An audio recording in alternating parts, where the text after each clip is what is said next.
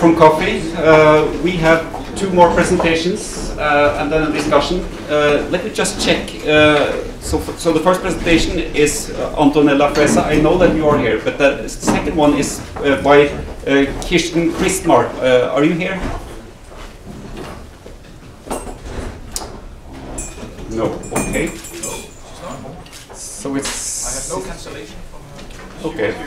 She was here. Her presentation is on the computer. She was here and the presentation is there. Okay. So we are in for a surprise party. So we will start with Antonella Fresa. She will speak about infrastructure needs for the arts, culture and humanities. Ah, there. Welcome. So Antonella, please.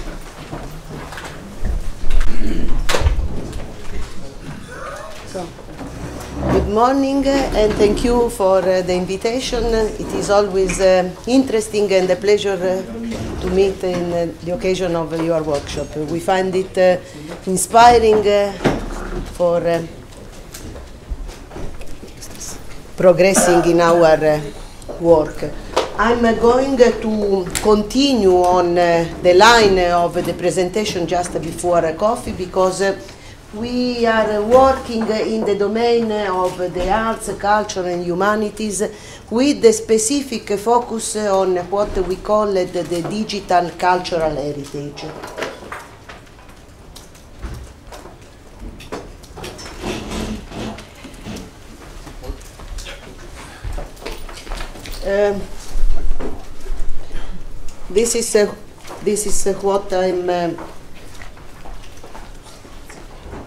This is what I'm going to tell you today. I'm speaking about the situation, the characteristics and needs of the sector. The idea that we are building about an infrastructure dedicated to the digital cultural heritage, a quick overview of three interrelated projects, and what we are expecting to do towards an open science infrastructure for the digital cultural heritage in the coming years. The digital cultural heritage, the definition that we are giving is the complex of the data coming from the digitization activities carried out in the last 10 years by the memory institutions, museums, libraries and archives on a cross-domain basis. And the last 10 years have been dedicated mostly to creating a platform of shared recommendations and guidelines. If you think about 10 years ago, museums were starting to enter into the digital domain with the websites organized differently without any common standard. This has been the major outcome of the work in the last years. But we also we agreed on common data models to represent these data coming from the memory institutions, and we started developing online services. And Michael, Europeana, the national and the thematic portals are the services that now mostly everybody encounters when it goes on the internet looking for digital cultural resources. 2-3 years ago we started a dialogue with the e-infrastructure providers, with the NRN and the grid in general. Because we had the idea that the evolution of the digital cultural heritage sector would need more and more storage, computing, connectivity, and the e-infrastructure providers are there for this. But we need also to work at the international domain because the same and similar developments are occurring worldwide, and the sector, the digital cultural heritage sector, we also have to consider that is not a rich sector, and so it is very much necessary to reuse results and solutions found by somebody else. And everything is based, the evolution of this sector is based on the effort done by the national and the regional programs, because the production of data in the sector is not done automatically by a machine that observes the experiment. The digitization of cultural heritage is done through digitization, capturing of images and text and audiovisual, but also a lot of work done by human beings in annotating and creating the metadata that are associated to the data. And this creates a strong need in the cultural sector in terms of management of the complexity of the data and the preservation of these data that are terribly valuable because very costly. So what we have, this process of creation of digital data in the cultural sector has been accelerated by the arrival of Europeana. I don't know how many of you have heard about Europeana, but Europeana belongs to the digital agenda, and it is one of the flagship initiatives of the European Commission. It is intended as the portal for the cultural heritage in Europe. It currently contains 15 million metadata records, and this number is increasing every day, and in 2015 the plan is to arrive to 23 million metadata records. This means that if Europeana is able to provide access to 23 million metadata records, there are 23 million data that are stored into the memory institutions, into the individual repositories of the cultural institutions. And so the situation is something like this. We have the national programs, the regional programs, the European programs, a little bit, that supports this digitization, this production of digital cultural data.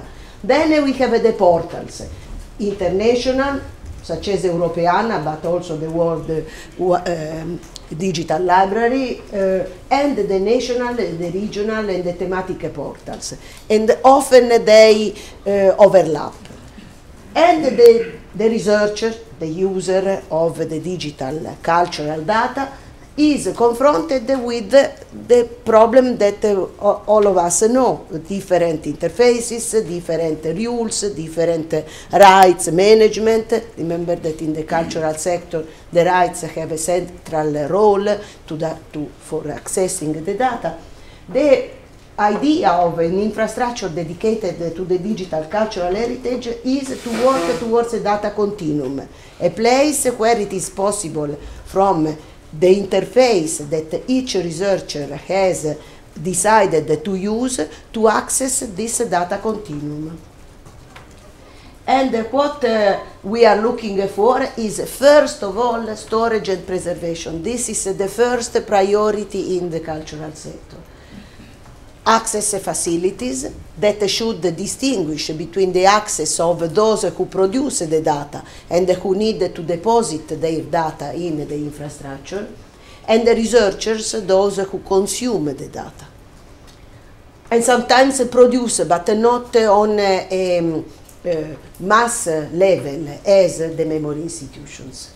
We need to interoperate existing systems, because there is a lot of investment that has been spent by the member states, the national governments, in creating these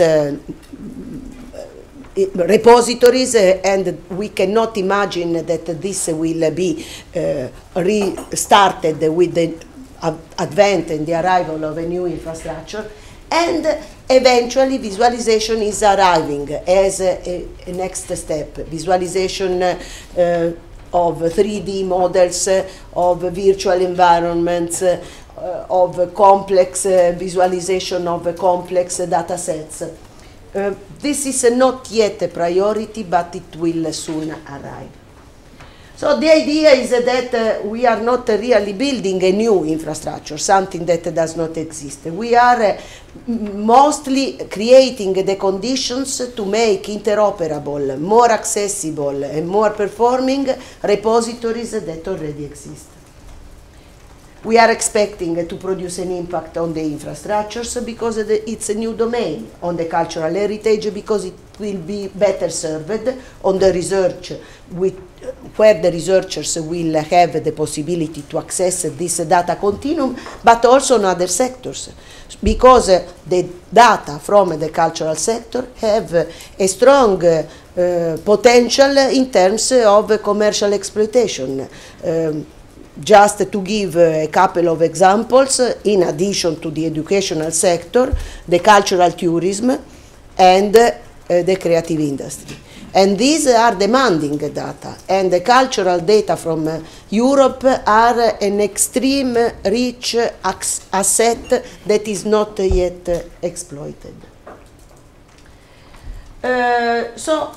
What the digital cultural heritage sector needs from the infrastructure? As I told you, first storage, but then also computing, connectivity, authentication, authorization, and these are the same keywords that we have already heard from the presentations, the other presentations this morning. So also the digital cultural heritage sector is in the process that we are discussing. But there are key players that come from different domains, and they are not used to work together. We have the cultural heritage, the memory institutions, museums, libraries and archives, and they are organized differently, country by country. The authorities that finance them are different. Some of them are also private, and some are managed at the local level. The ICT research, because the cultural heritage sector has no knowledge of ICT.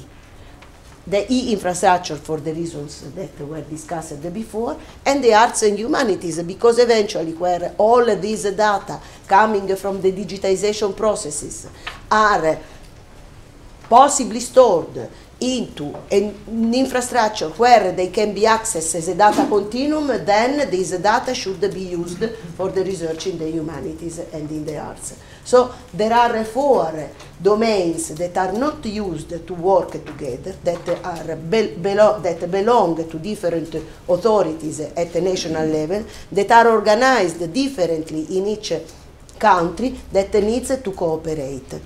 And differently organized means really different ministries that manage them. In Italy we have a ministry that is for cultural heritage and activities. In France we have a ministry that is culture and communication.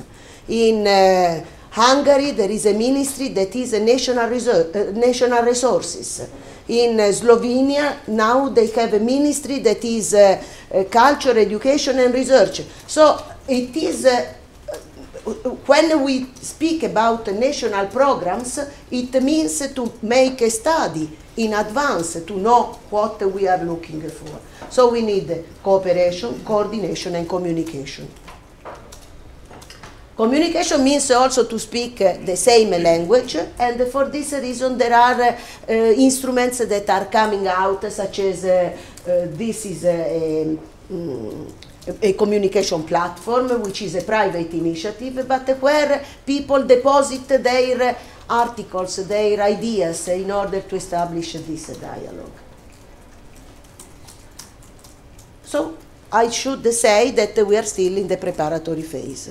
I'm sorry not to be able to say that we have an e-IRG already running, but in fact here the amount of what is moving is enormous.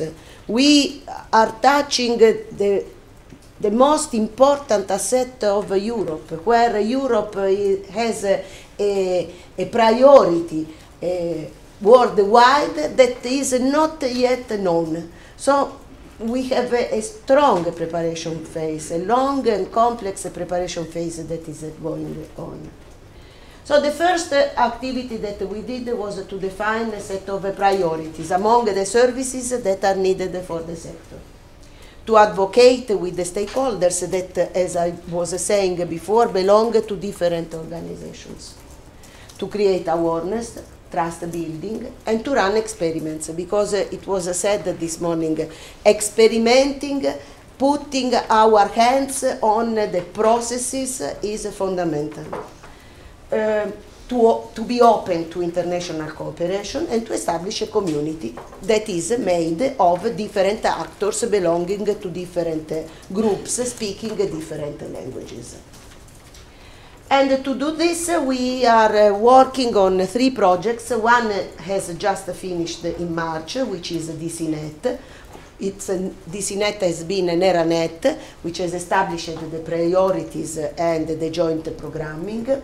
Indicate that is where we are running use cases and pilots, experiments at Euro-Mediterranean level. So there we spoke this morning about the regions. Well, in the Mediterranean, maybe the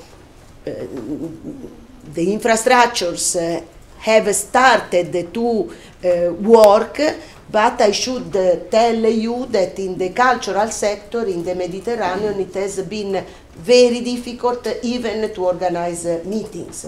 So there is a lot to be done, but the cultural sector in Europe cannot be disconnected by the Mediterranean.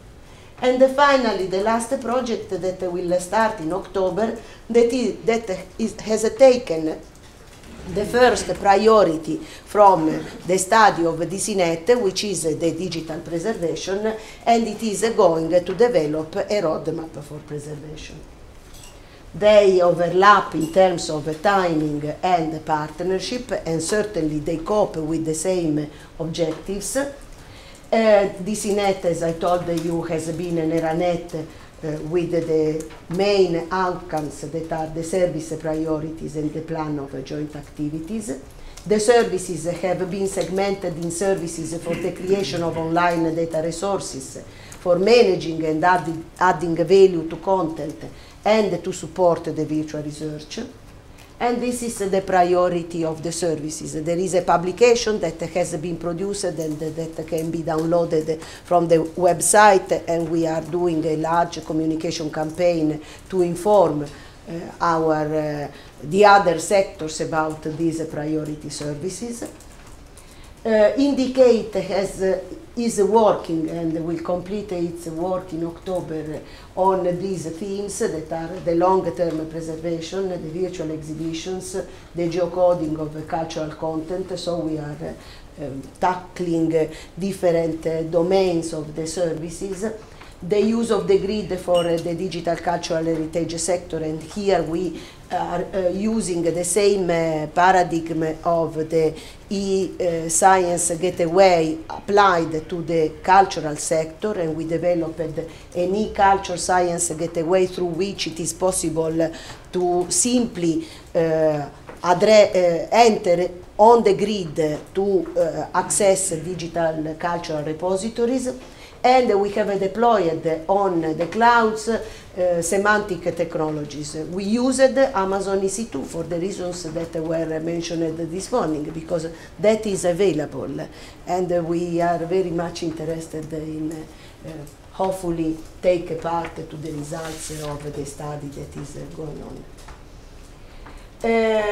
So indicate as a work in the Mediterranean region, but we also opened to cooperation with China, in cooperation with the EPIC Grid School. We have exchanges in South America, in particular in the frame of the experiment for live distributed performances.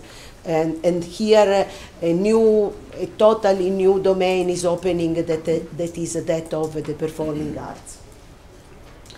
And the DCHRP is the last project. It will start in October. It focuses on the storage phase, which includes both the long-term preservation, including the dark archives, and the short-term preservation. So we are working on this side. There is where the data is produced. On the other side is where the data is consumed. DCHRP is focused on developing a roadmap for the storage phase. And the vision is that we should be prepared to take the opportunity of Horizon 2020, and in this sense we are envisaging three levels of initiatives. One is the digitization and aggregation of data, because this is the raw material that is necessary for doing everything. And this goes ahead with the cultural institutions, who are the players, using national and regional money, because the European money for this initiative, for these initiatives of digitization does not exist. So the first line is where the national investment are done. The second line is where the relationship between the cultural sector and the e-infrastructure sector is occurring. And here we think that it is necessary to continue the dialogue and to capitalize on the results of this e-IRG. The new project that will start in October is a project where we have half of memory institutions represented by archives and ministries of culture, and half of e-infrastructure providers represented by INFN in Italy, the Poznan Supercomputing Center, and the NIF in Hungary, and the e-IRG. So it is a challenge, because a project with these two different partners able to deliver a roadmap on time to be executed in Horizon 2020 will be a big challenge. And then there is all the domain of the new services and new products, where we expect to enter into cooperation with the industry, with the creative industry, because there is where the money for innovating will come. So this is basically what we are planning. Thank you. And if you have any curiosity, you can find more information on the website. Thank you, Anna.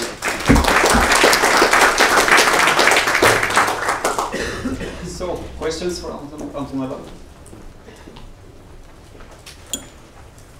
Not yet. Not yet. Okay. Well, then we go on to the next speaker, and we may return to this in the discussion. Catching up with some time. Next speaker is Kirsten Kristmar from the Danish State Libraries. State Archives, please. State Archives. Yes. Okay. So, welcome.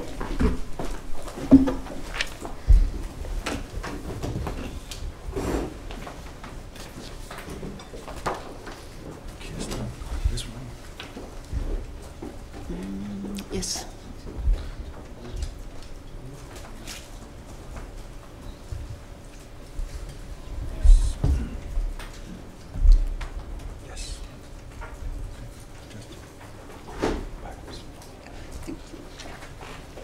Hello, and sorry for the delay.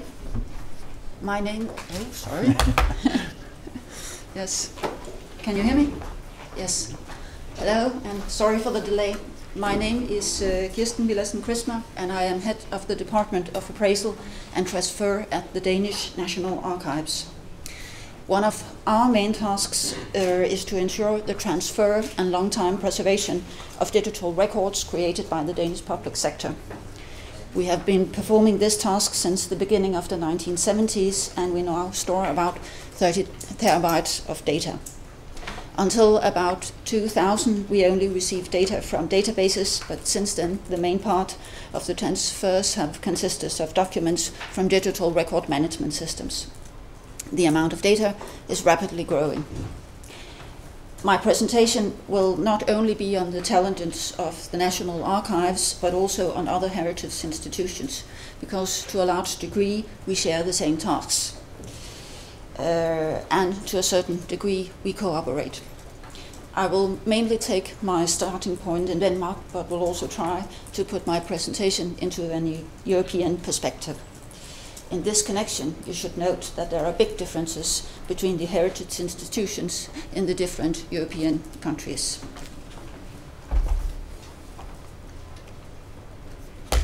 So this is the contents of my presentation. I'll start with a few words about the heritage institutions. Who are they? Then I'll go on to say a little bit about their tasks now and in the future, and then I'll go on to the main topic: what sort of e-infrastructure do the heritage institutions require? Then I'll say a little about present solutions, and finally indicate where we may go in the future.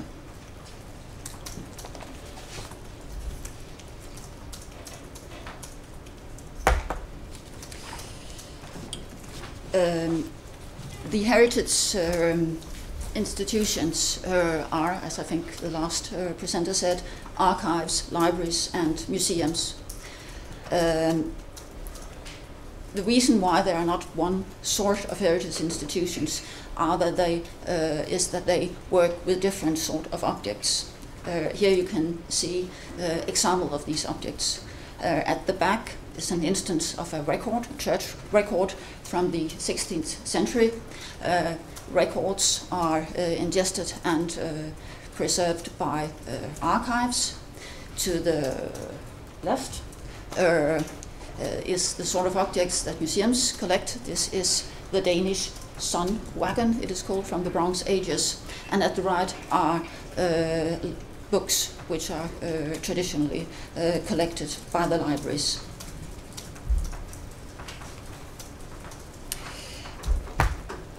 Libraries, archives, and museums are, of course, very much alike. They share the same tasks, that is, to collect the objects mentioned before, to take care of long-time preservation. And when we say long-time preservation, we mean long-time preservation. The eldest records in our collection are just on the other side of the streets at the Danish National Archives, are from the 10th century. And, of course, we render access to these objects so they can be reused. In the picture you see instances of our traditional way of dissemination, a reading room in an archive to the left, and an exhibition at the Danish National Museum of Art. Fundamentally, of course, archives, libraries, and museums are research infrastructures. Their traditional users are the humanities and the social sciences. But the tasks of the cultural heritage institutions are changing. The reading rooms have become digital, as you can see from this church record, which can be found on Archivalia Online DK, which is now the reading room with the most visitors at the Danish State Archives. It means that huge amount of records, papers, books, and so on are being digitized and made available at the internet.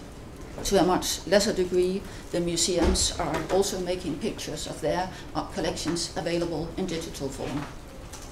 This way of disseminating records is not the only thing that is changing. Most heritage institutions have now published metadata on their objects at the internet, thereby making it easier for researchers to get an overview of the collections. But the objects that the heritage institutions collect are also changing. Especially archives and libraries are receiving more and more digitally born, digitally born material. As for the libraries, they are receiving publications which has been created digitally, e-books, or for instance, as for the archives, we are receiving material from the public sector which has been created digitally in digital record management systems, or perhaps in digital business systems. In a lot of European countries have been using registers or business systems for gathering information about their citizens for quite a long time. An instance of that, as many of you may probably know, are the tax registers that I think exist in most European countries. Documents from digital record management systems are, of course, document, but registers are usually structured as databases, which means that you can use them in a structured form and that you can use them for statistical purposes. The same goes for the surveys that the data archives collect from the humanities and from the social sciences.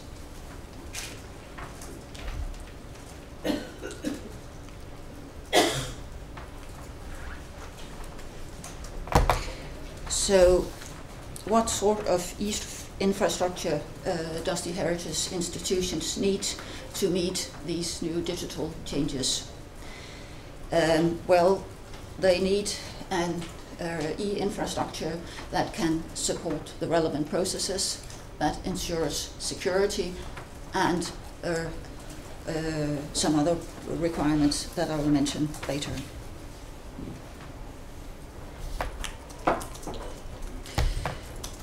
When looking at what kind of e-infrastructure that the heritage institutions need, you should start with the tasks in the digital world.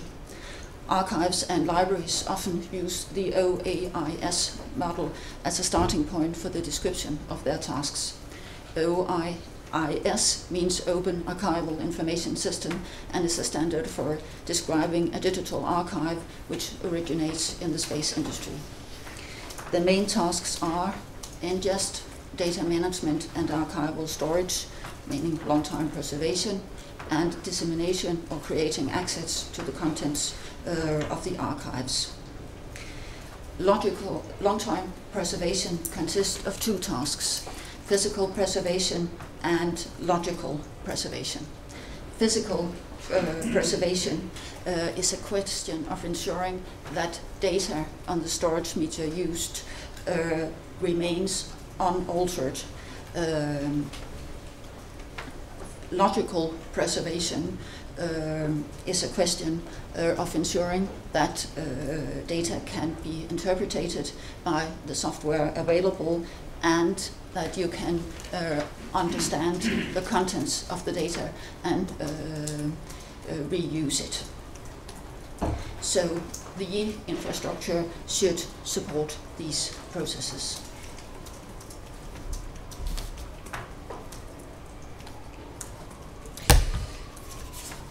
But as I said, the main requirement, or the other main requirement, is security.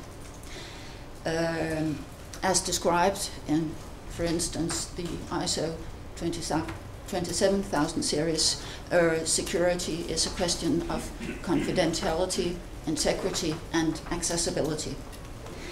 As for confidentiality, the central issue is protection of personal data and compliance with national and EU legislation in the field. Among the solutions in these areas are, of course, encryption of the data and restricted access, which also means that the question of, I think you can call it secure access and or identification of users, it's essential.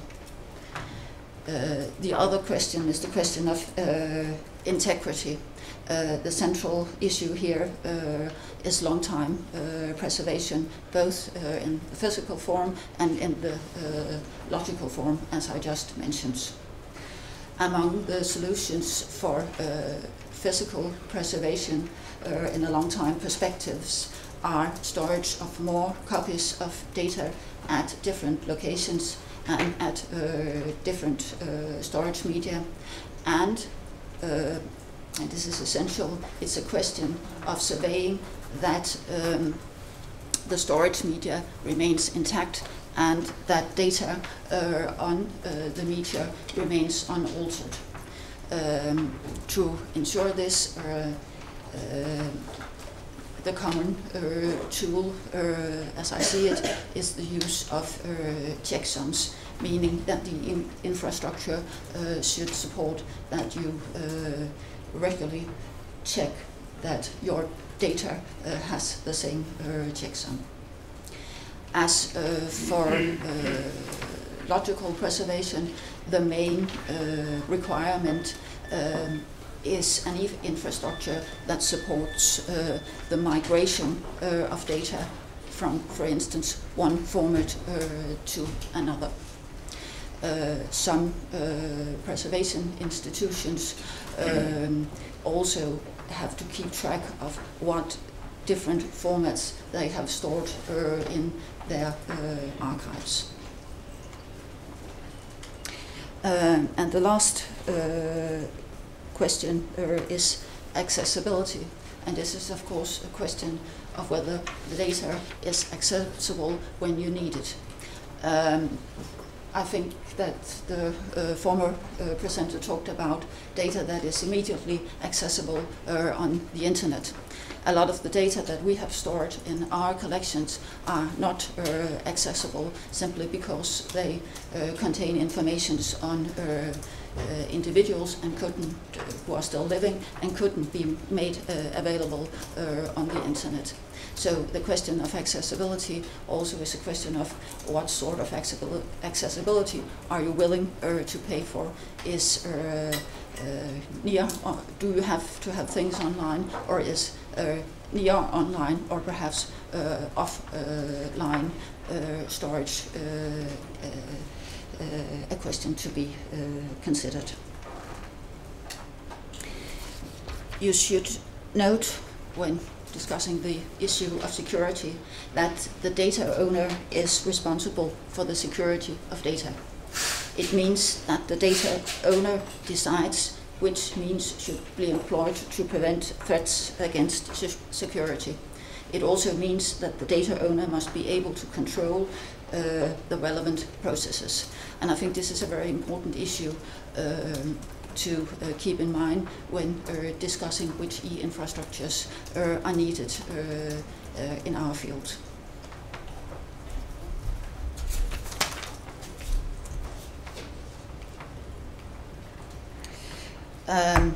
The other requirements that I will mention are probably well known to you. An interesting question is, of course, how much data is to be processed, how fast do you have to get it into or out of your systems again. Another interesting question is the question of mass processing. What are the needs in this field? As I see it, the need may, for instance, be mass queries that go across a huge amount of data. Another issue may be migration of, for instance, millions and millions of documents from one format to another. A third issue, of course, is searching in very huge amounts of data. And the final issue is, of course, costs. I know that you touched on this subject yesterday, and I must say that as a public employee, costs is the primary question that has to be answered. And you may ask why? Well, because the politicians who give us the money to run our institutions are responsible to the taxpayers, and the taxpayers want to know how their money are used, and I think we can expect them to expect from us that their money are used in the most cost-efficient way. So costs is the central question, or at least one of the central questions. when discussing other requirements for e-infrastructures from heritage institutions, you should also note that these requirements may change very quickly. As I have said, and as the former presenter said, the amounts of data is seen from our point of view very, very quickly growing.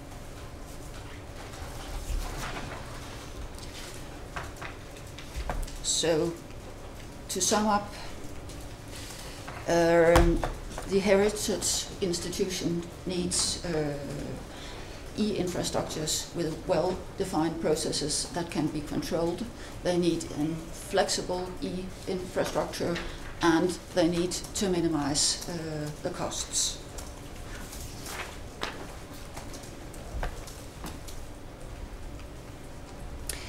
So, what are the present solutions? Well, most solutions are in-house solutions. An instance of this is Dansk Demografisk Database, the Danish demographical database, I think you can translate it into, which contains census data from Denmark going back to the 18th century. The advantages for in-house solutions is, of course, that you are in control of the system, and you are in control of the data put into the system. The disadvantages, on the other hand, of course, is that everybody is reinventing the wheel, and perhaps also the costs that are connected with reinventing the wheel the whole time. As the former presenter said, we are also beginning to see some cooperation and also some international cooperation in this field. As an instance of that, I'm showing you the homepage for CESTA, which is a cooperation between data archives. And other instances of international cooperation is the APEX project, and of course the Europeana projects, which are making digital objects available at the internet. We haven't seen much national cooperation in Denmark in this field, but I should mention that the Danish State Archives and the Royal Library and the Danish State Archives are at the moment trying to create a common digital repository for the storage and long-time preservation, at least a long-time preservation in physical form of our collections of data.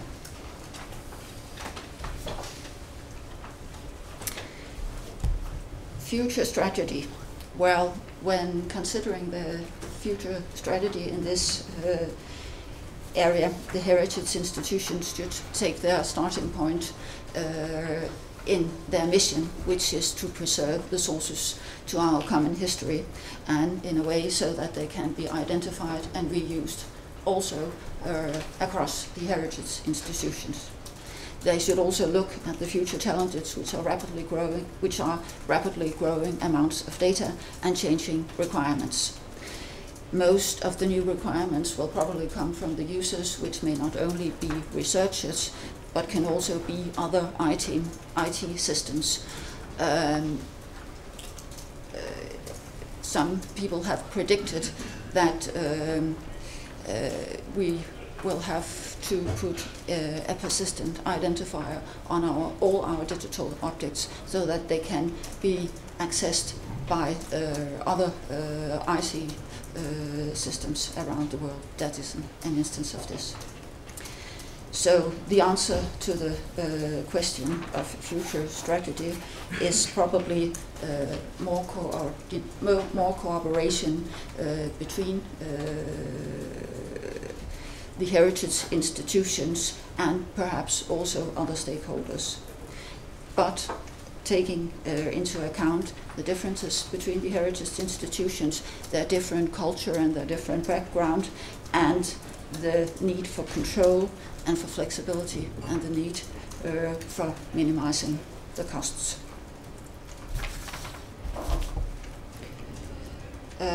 If you want to know more, I have put the address on our homepage and the address of a site that we have created together with the libraries here in Denmark on the issue of digital preservation. And finally, you are also very welcome to contact me if you're interested. Thank you for your attention.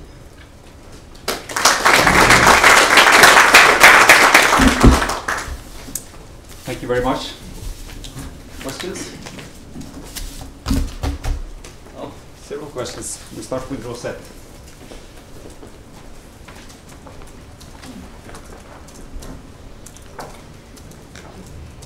You talk you are starting to collaborate also with the Royal Library. Yes. Do you also have thought about collaborating with musea or other heritage institutions in your country? We have had a little cooperation with the museums. We have tried to create a common standard for describing our objects. This is of course very difficult because a record is not the same as a stone axe, for instance. Some metadata will be the same, but there are also a lot of differences. Okay. And the second question, did you seek a collaboration with Danish NVEN to provide some of your services, maybe storage or extra services above with the NVEN, the National Research Network? We are using forskningsnettet for transmitting data from our storage facilities to the state archives in Aarhus, which stores the second copy of our data. But you did not go look further with the NLN to provide other services like storage or hosting for everyone, for the archives and the museum? No, we have fundamentally thought that what we do ourselves are done in the best way. I think you can say. Archives and libraries have, to a large degree, invented their own solutions, and they are very much inclined to keep them in-house.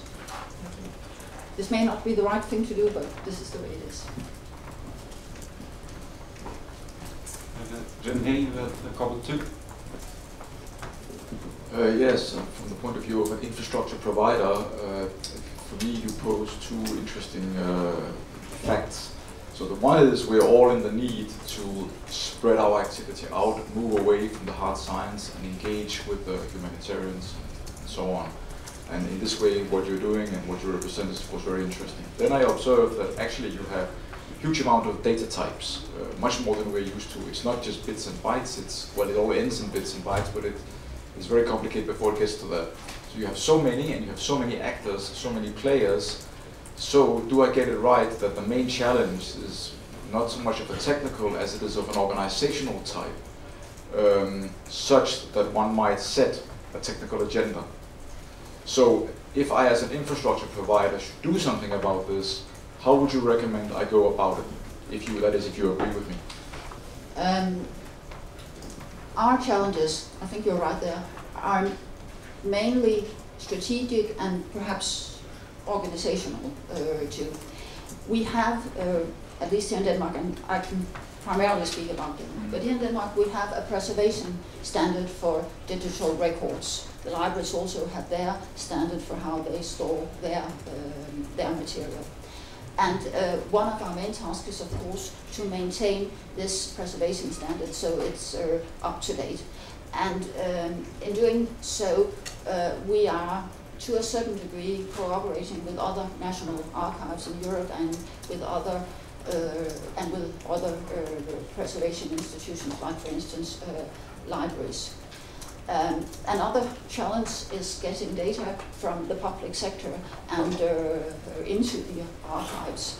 And in Denmark, we're very privileged in having a very good archival legislation, which enable us to go out to the public authorities and say, we have to have your data, please send them to us. And then they usually do it. If you should help, I think it would be on the issues of storage. And also some of the new challenges that we're beginning to see with making data available on the internet.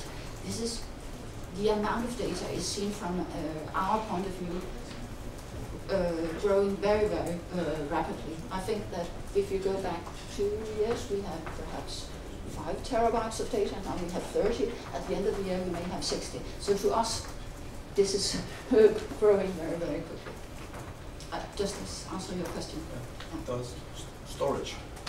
Storage and providing access to huge amounts of data. What about organization? You need an organization for doing that, but I would see you as a sort of like a service provider, perhaps. Okay, thanks. Thanks again.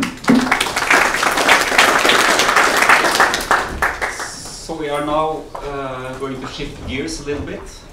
So the proposal from René was that the e-IRG executive board sits here in a panel and we have a panel discussion. So I would like to ask the e-IRG executive board members to take seats there. And they are Norbert Meyer, René Betsø, and guess wherever. Guess makers. Just outside. Okay. Well, I can get keys. you can get him. And I'm also part of the executive board, but I thought I would play the open and transparent part here, and so I will moderate and I will walk around with the microphone. And I think we will start out. So this will not be exactly just a session where we sum up all the impressions. It will be. I suggest actually to start the discussion where we left off this morning, but with a slightly wider angle. So I'm going to put up one specific slide while the other people get ready, and you can crank up your argumentations. Rewind all the arguments. Let's see. This slide. Exactly. This is the one. Then we go to number, I think.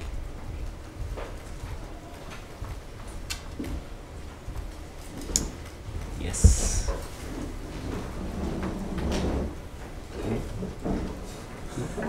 This was not exactly what I hoped for. That's the one. Yes, but it's still, I want it bigger.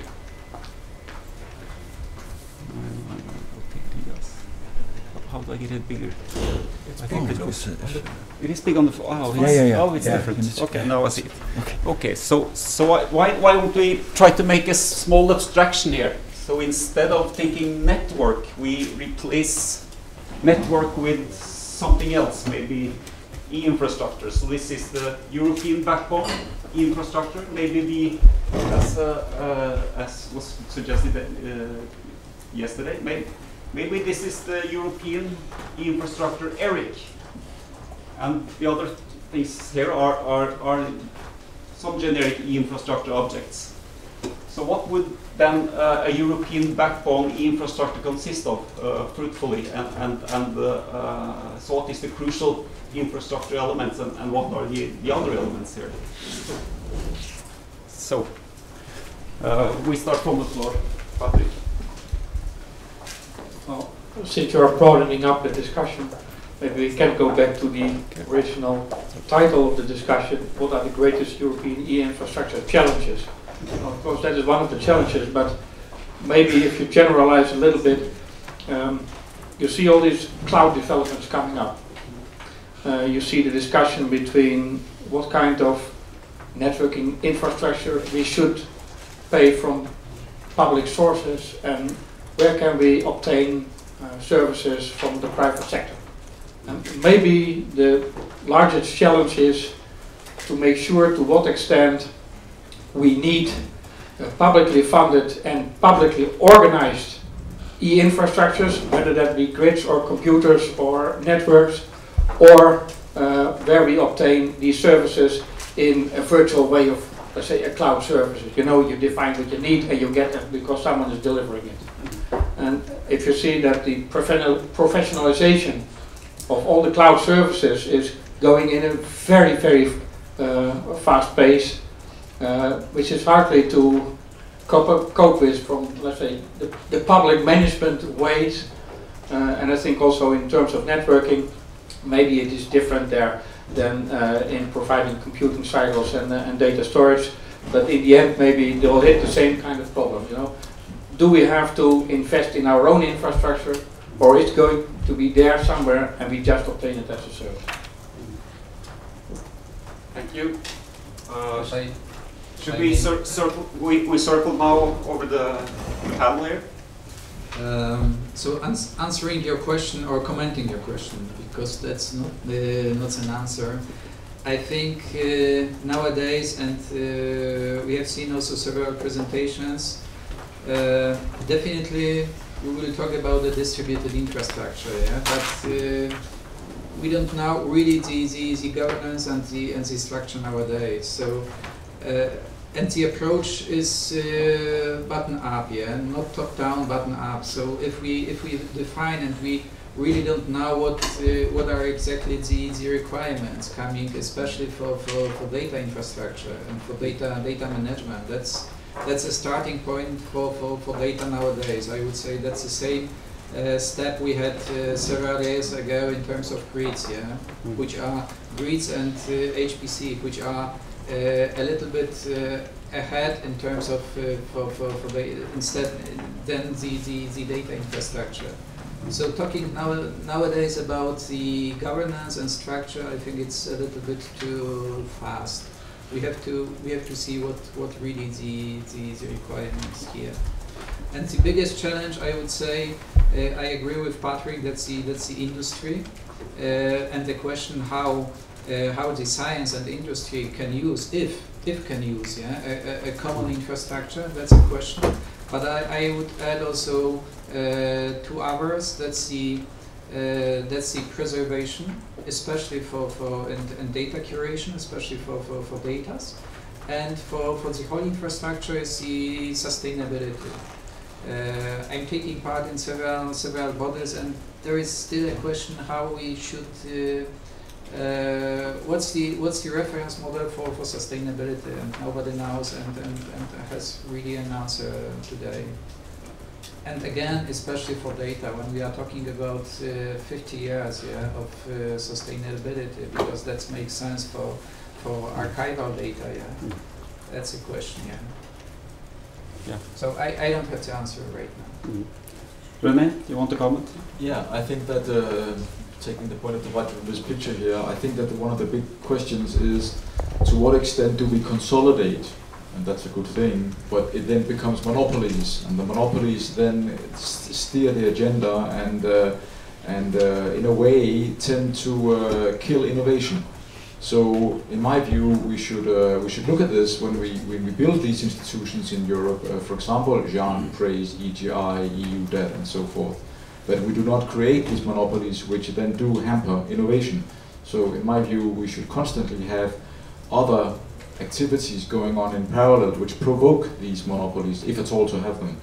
Then the second question is this about public-private, that, well, it's not a university's task to do all kinds of infrastructure things. I mean, for example, electricity we don't do ourselves, we buy it. On the other hand, we do agree that it's research instruments, and we cannot just go to the private market and buy advanced research instruments. They are made and controlled by researchers. So where do we pull the line? So yesterday we had these people from this Icelandic supercomputing centers offering primitive hosting, on top of which you could do all kinds of other things.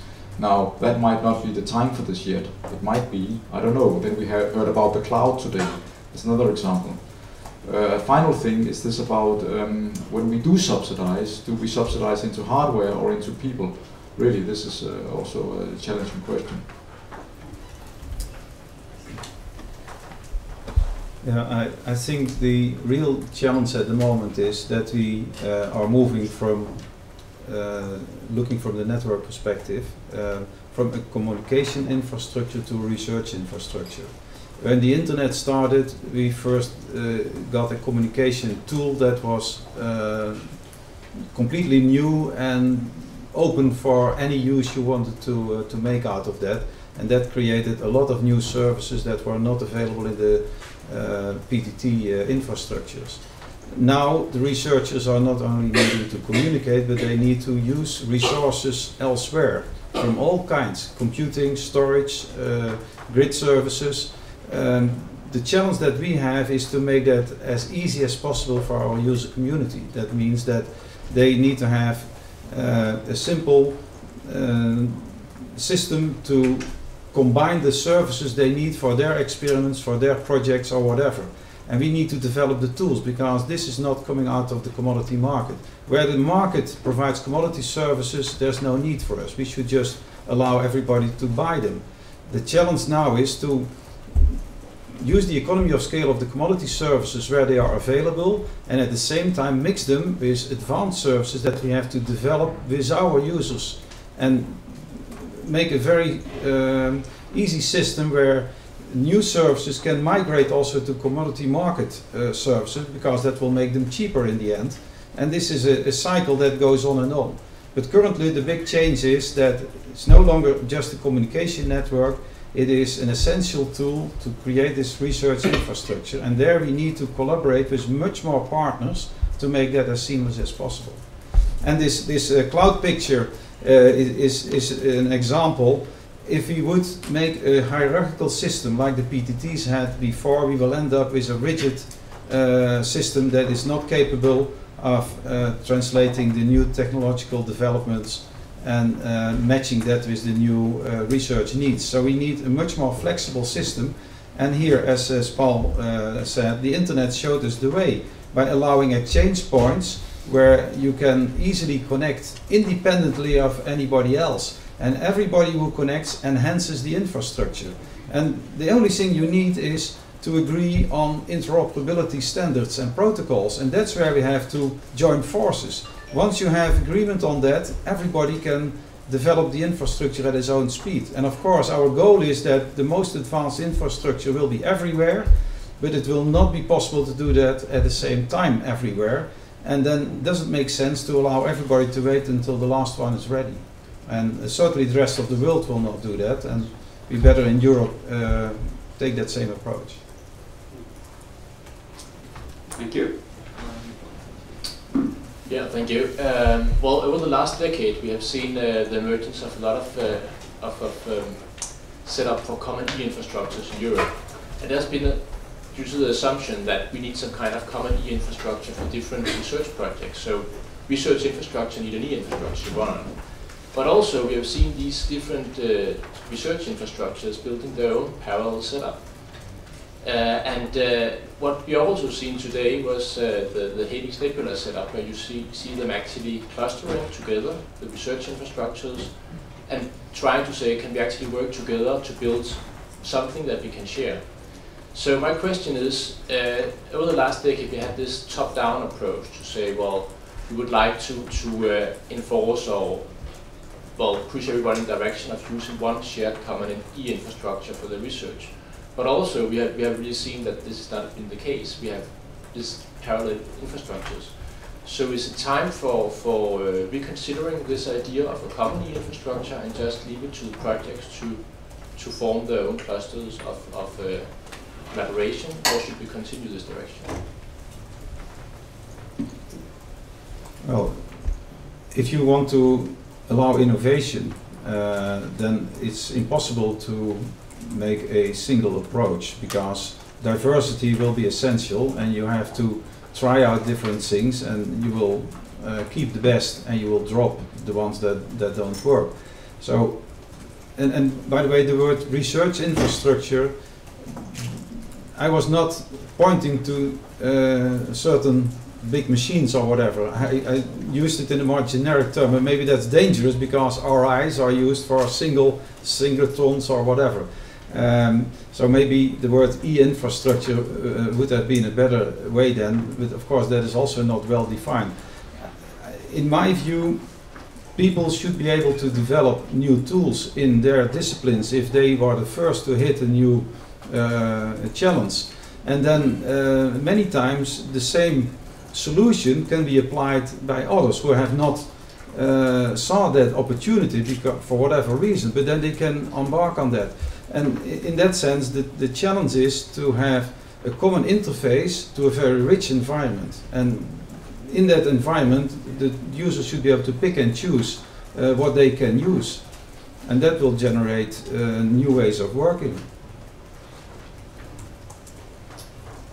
So you would like to see the European infrastructure such as Trace, EGI, and networking infrastructure come together and define standards for these complex services, and then these services should be developed by some other organization? Well, initially, of course, there is no standard. If you start something new, you are the de facto standard. There is nothing else. If that becomes something that is appreciated elsewhere, then of course either they can copy it and then you automatically have a global standard, or you have separate approaches to the same problem, and then either one has to disappear and the other survives, or you agree on an interworking protocol where you can have your own internal things but can still communicate over the borders. I think that the question Michael raised here about these parallel infrastructures for the big projects is strategically mind-boggling, because it could mean that if these big projects, it could mean that they actually do it better themselves. And therefore, instead of having the money centralized in national infrastructure, we should split off this money and give it directly to these research communities, which of course would revolutionize the whole landscape here. So that's worth looking at. And what we at least can see is that the attempt to make this CERN infrastructure available for everybody and interesting for everybody just didn't work, at least in my opinion. So I'm back to my conclusion about the monopolies. I think that you can try this consolidation and standardization and so on, because you must in the name of efficiency. However, be careful with it. Always let the others play also, albeit on a smaller level. A question. How many of us are going to be flying back from this meeting either today or tomorrow? Could I have a show of hands, please? Keep your hands up if you're going to be designing and building your own aeroplane and flying it from your own airport before going. So you see, there is a benefit in having shared infrastructure where expertise is being able to reuse between people who want to get different things out of going from A to B. So apart from that aside, I think one of the things that we're missing out here is there's great danger of throwing out the proverbial baby with the bathwater here. Okay? To say that e-infrastructures have got everything perfect over the last 10, 20 years, I certainly wouldn't say that, having not been around in this community all of that time. I think even some of the elder statesmen of the community would also admit to mistakes. But I think what is clear is that there is a need for some sort of commonality, because without commonality it's going to be very hard for communities to collaborate with each other, because you're going to be back to your one size of one railway gauge in another country, one size in another country having a different railway gauge. And so all of the sorts of the benefits of interoperability and integration, there seems to be a lot of enthusiasm for throwing that out of the window in the sake of innovation.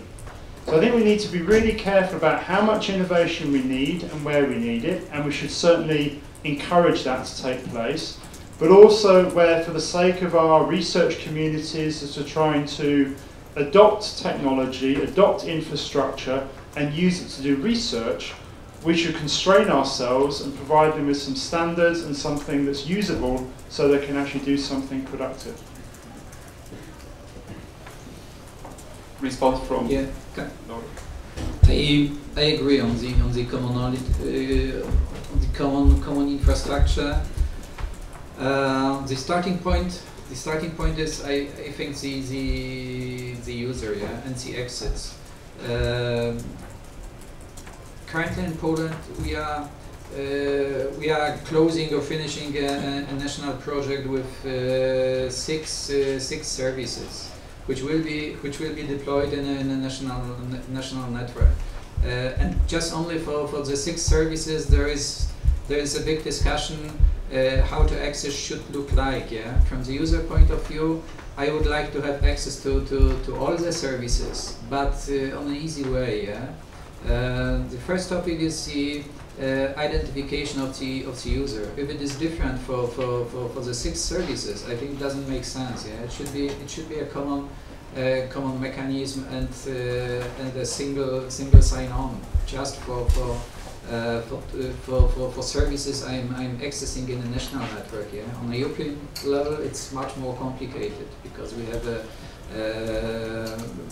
larger number of services. So the commonality is really an aspect, and if we see the user, we should follow the requirements.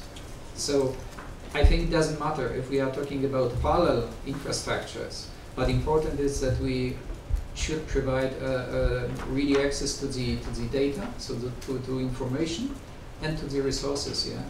Doesn't matter if we are talking about advanced computing, grid computing, or about cloud computing.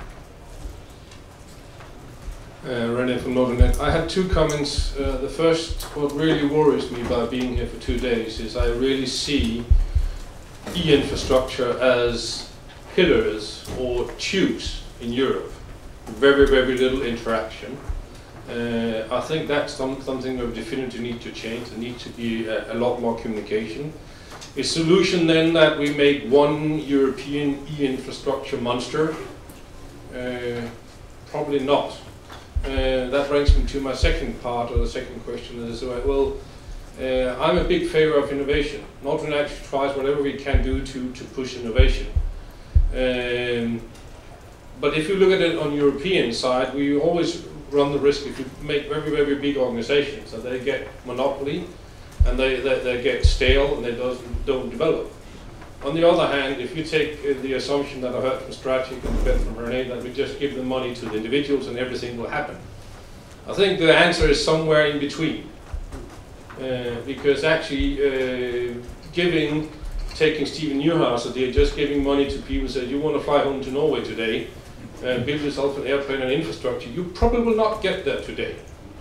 And I think especially this love for e-infrastructure funds.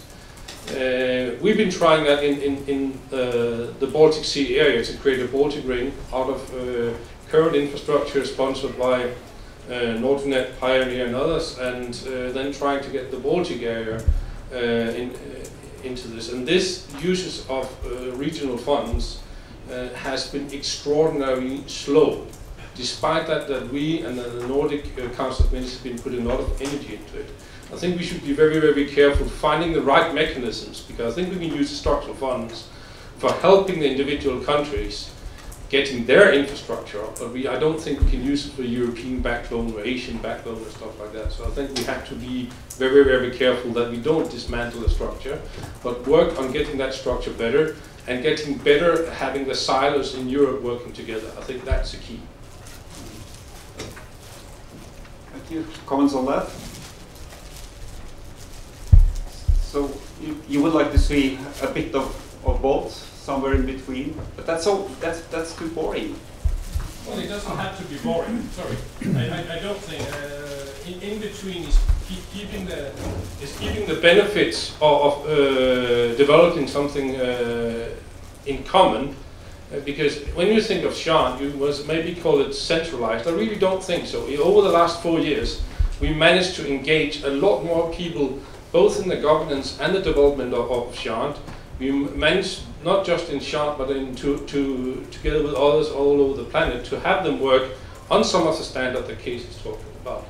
And the big advantage by doing that also in a collaboration like Jean is that we actually have funding that can help do that in a situation where the various European entrants are struggling with funding. So don't think that that's where you're really going to get them throwing a lot of money in for new projects like that, because some of them are just struggling to survive.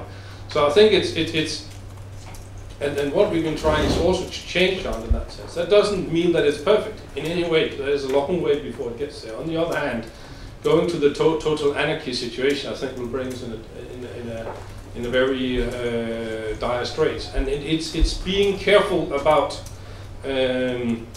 competition. I'm a big favor of competition, but and Stephen, sorry for this, looking at US, the competition between NLR and Internet 2 has both been positive in the sense that it has got Internet 2 a bit up to speed, but it's also being detrimental to a lot what's been going on for US for a number of years. So I think we need to be very, very careful on this. Thank you. Yeah, I think, okay, so nobody builds their own planes, and we all agree that we have to have these consolidated infrastructures. But since we all recognize the dangers of monopoly, why do we not then just recognize this upfront and say, okay, we go for these structures, but we just control them and tame them in the sense that we allow for competition and we allow for people to challenge this. So in the terms of the four big ones, the JANT, the EGI, PRAISE and EUDAT, why don't we just cut off a bit of the funding specifically for smaller initiatives to challenge this and ask questions? And of course not leave this in the hand of the big ones, because they will not support it, but third-party funding for these activities. It could be the case of PRAISE, for example, that the example we heard earlier today from Southeast Europe, the HPC, could be an excellent showcase of how otherwise one also could do it, and so forth. So allowing this competition, yes. So these are open doors, really. Right. So ask the EC how many projects are supposed. Sorry. So I must say, I'm slightly confused by that, because I've never yet had Kostas Glinos phone me up and say, Stephen, is it okay if I fund this project proposal? You know. But you do get the majority of the funding for your field. No. I really that may be what you experience in the networking community, but that's not what it's like in the HPC community. That's not what it's like in the grid community. Okay. So I think you need to get a reality check there to a certain extent, and there is a lot of funding available through the Commission's framework programming in Horizon 2020 that is not controlled by these evil monopolies that you seem to have an impression about. I mean, I know I worked for Microsoft for 18 months, but I think somehow the evil empire moniker has sort of passed on in some opinion. Okay, Lyles, comment from you? Sorry for breaking out 2 minutes before. I'm afraid that we are on not the correct track here. On one hand, by my best knowledge, there were dozens or maybe hundreds of projects supported by the EC in these areas and topics and fields which we are talking about. So there is no monopoly at all here as far as funding is concerned. On the other hand, you are talking about innovation. I think that even if you call them monopoly, I would not call them monopoly, but even within these organizational structures, there is a good amount of innovation by my understanding and feeling. On top of that, as far as I know, in Horizon 2020, the number of projects to be supported and funded will be by intention considerably decreased, because the impression and the evaluation of the EC funding practice did demonstrate that too many small projects are supported and there is no critical mass in most of the projects. So the results are not satisfactory. So these are just a few of my thoughts which are Seems you've confiscated our coming out of I agree, there's lots of money flying around, so money is not the problem. So the challenge is how to use the money wisely. And one element that I'm missing here now in the discussion is that we are a global research community, and the only way to continue and strengthening the global collaboration is to have globally interworking solutions. And there's no way that Europe, by centralizing a lot of things, can develop that global community. The only way to do that is to do it together with our global partners in America, Asia, but also now Latin America and Africa. This is where we need global collaborations, and actually some do exist, some don't exist, and we have to set them up with our peers around the globe.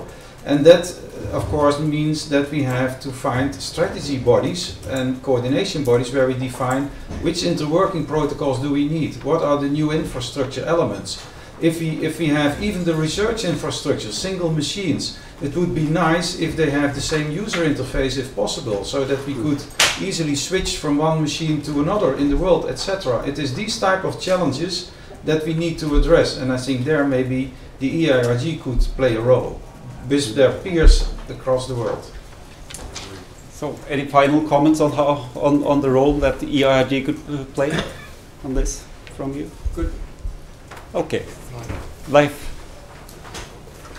You get almost the final word. I don't think I have the final word, but I mean I agree very much with what Kees is saying about the global standards, and you might be aware of that there is currently being planned to set up a body a bit like the EITF in the data field, which is going to look into the global standards of data research data interoperability. And even though I have to be careful now not to stand on the evil side of the horizon here, so, but I think in a way we have to accept some kind of bureaucracy or administration which comes through putting up these standard bodies, which Kees was also pointing at here. And I think that's the way to go, and if the data field can do that, I would imagine it would be possible to do it on the computational side, and the networking has been, of course, successfully doing this for a long time already, and that's perhaps the way we should look at things. Oh, he wants to say the last one. How monopolies are clearly a concern. How does the e-IRG feel about the monopoly of the e-IRG? Wow. Well, there's no monopoly of the e-IRG, there's the EIPF, you know. Go home and build your plane now. Yes. Okay, so I think we are about to close up. I would like to quote George Bernard Shaw. He said that a reasonable man tries to adapt to the world. The unreasonable man tries to adapt the world to himself.